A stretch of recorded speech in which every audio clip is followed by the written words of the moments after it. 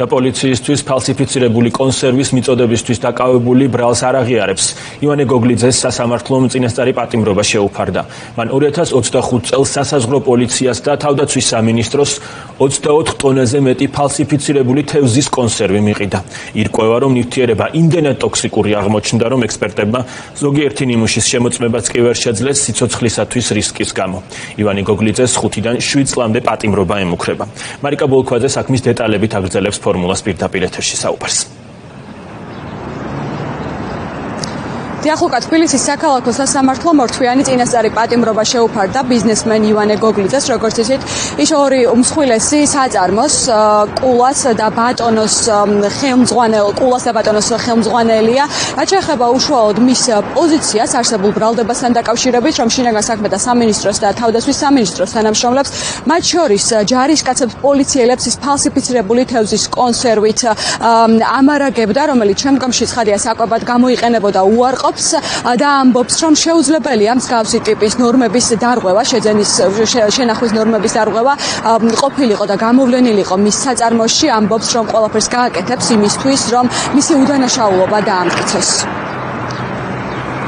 ბატონი ივანე უარყოფს ესე როგორც იქნა წარმოჩენილი რაღაც მასიურად მომწამლელი ფეთქებადი კონსერვების წარმოებას. გარკვეული დარღვევები, რაც ვნახეთ, არავისთვის მისაღები არ არის მერწმუნეთ, მაგრამ ყველაფერს აქვს თავის სწორი შეფასება. ამ ყველაფრის წარმოჩენა ისე რომ ეს არის თითქოს ფალსიფიკაციის მესამე ნაწილი და შეგნებულად აწარმოებდა ამ პროდუქციას, ესე ნამდვილად არ არის, ვინაიდან სხვა თუ არაფერი ერთი მოწამვლის ფაქტიც არ არის ცნობილი. ამ პროდუქციიდან ხდებოდა ამ პროდუქციის წინასწარ შემოწმება სანამ შევიდოდა ობიექტებზე და დაზიანებული პროდუქციის გამოთხოვა და გამოცვლა, რაც არის მუშა პროცესი. დღეს არ არის პირველი შემთხვევა, როცა ქვეყანაში საუბარია იმაზე, რომ ჯარს და პოლიციელებს უვარგისი საჭმლით კვებავენ. ამასთან დაკავშირებით წლების განმავლობაში საგამოძიებო ჟურნალისტები რეპორტაჟებს ამზადებდნენ, ოპოზიციონერი პოლიტიკოსები ამ თემასთან დაკავშირებით ხმამაღლა საუბრობდნენ, თუმცა ქართულმა ოცნებამ ეს დარღვევები მხოლოდ ახლა გამოავლინა. რაც შეეხება უშუალოდ ქართული ოცნების პოზიციას, ამასთან დაკავშირებით წლების განმავლობაში ჩვენ მათი მაღალჩინოსნებისგან ვისმენდით იმას, რომ ბრალდებები იმასთან დაკავშირებით, რომ ჯარს უვარგისი საჭმლით კვებავენ, ცილისწამებაა, მათ შორის ჯუანშერ ბურჭულაძე იყო ერთ-ერთი ქართული ოცნების ყოფილი თავდაცვის მინისტრი, რომელიც ახლა რეჟიმის პირადი პატიმარია, ამტკიცებდა იმას, რომ ყველანაირი მონიტორინგი უტარდება ამ საჭმელს, რომლითაც იკვებებიან ჯარისკაცები, პოლიციელები და ცილისწამებაა ბრალდებები.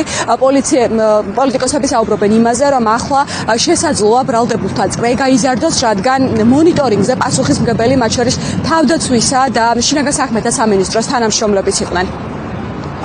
დაიწყეს გარევიზირება ძველი გუნდის, რომელმაც დაკარგა ძალაუფლება და შესაბამისად მათ მიერ განხორციელებულ შესყიდვებს არევიზირებენ. ახლა მაგალითად საუბარი არის 2024 და 23 წლის ტენდერზე, მაგრამ არ საუბრობენ 2025 წელს, როდესაც გაფორმდა ხელშეკრულება და ახლა რომ მიმდინარე ტენდერი აქვს ამ კომპანიას და ეს კომპანია ახლა კვებავს სახელმწიფო დაცვის სპეციალურ სამსახურს, იმ ადამიანებს, რომლებიც მინისტრებს იცავენ და პარლამენტის შენობას იცავენ, მთავრობის კანცელერიას იცავენ და რაც ყველაზე მთავარი და მნიშვნელოვანი ამ საკითხში, ის ადამიანები, რომლებსაც უნდა განეხორციელებინათ მონიტორინგი, შეემოწმებინათ, განეხორციელებინათ ეფექტური კონტროლი ამ კომპანიის, ამ ადამიანებზე არ არის საუბარი ჯერ საერთოდ და სასურველია და აუცილებელია, რომ გამოძიება ამ ხალხზეც გავიდეს.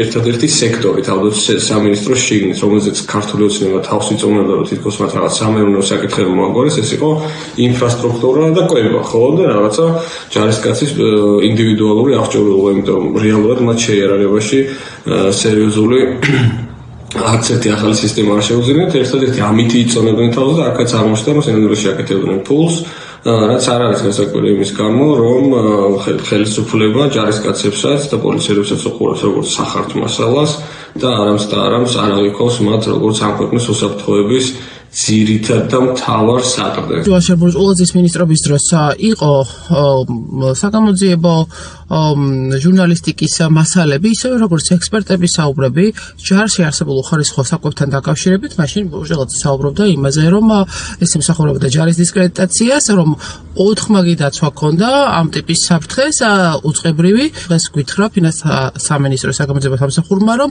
არათუ წამლავდნენ ჯარს და პოლიციას, არამედ სიცოცხლისთვის რისკის შემქმნელ პროდუქციას აწვდიდნენ მათ და ამ ვითარებაში არაფერი არ უთქვამთ ამ უწყებების შესაბამის სამსახურებს, რომელსაც ჰქონდათ პასუხისმგებლობა პროდუქციის კონტროლზე, მათ შორის რატომ მოხდა ამ კომპანიასთან ამ ტიპის შესყიდვის გაფორმება და ტენდერი და ეს კიდევ ერთხელ აჩვენებს ჯამში იმას, რომ კორუფცია არა მხოლოდ საშიშროებას ქმნის ხალხისთვის, არამედ სახელმწიფო ძლიერების მთავარ ღერძს უქმნის საფრთხეს, რაც ჩვენი თავდაცვის ძალები წარმოადგენს.